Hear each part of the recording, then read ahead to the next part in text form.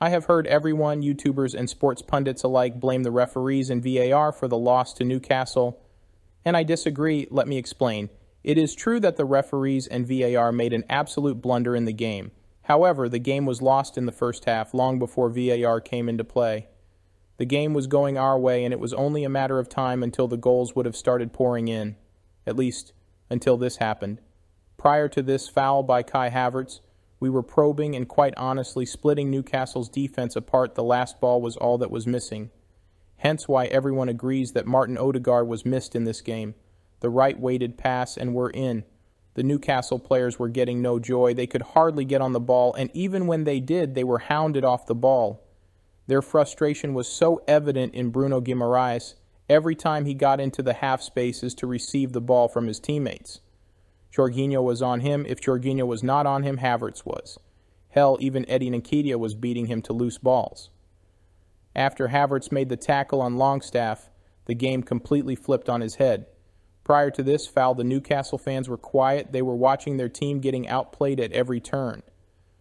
Once Kai made that tackle and the Newcastle players got in his face to protect one of their own, it united the players and the fans, coupled with the fact that the referee ended up booking 3 of the Newcastle players, giving them a us versus the world mentality, and giving Bruno Guimaraes the license to become a WWE wrestler. Personally, I don't think it was a red card by Kai Havertz because he caught him with his trailing foot and not the leading foot. He did the right thing. The only mistake I think he made was he should have stayed on his feet when he was going for the block. And he should have done what Saliba did here instead of smirking and making himself enemy number 1 in St. James Park. A minute after the scuffle, St. James Park came alive and the Newcastle had this attack that could have been a goal. And this one 4 minutes after, we were still the better side and were still creating the better chances. There was one way to reset the game back to how it was pre-tackle, and that was to score the very next chance that we got. If Martinelli had scored this chance, that would have silenced the crowd again and forced the Newcastle players to go back to watching us play. It's like when an amateur fighter tries to fight a very skilled kickboxer like an Israel Adesanya.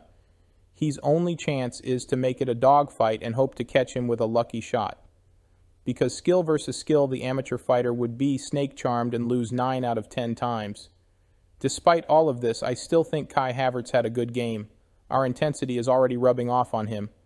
If you enjoyed the video, please don't forget to hit the like button and turn on your notifications. Let me know in the comments if you agree or disagree. I will be reading and replying to everyone.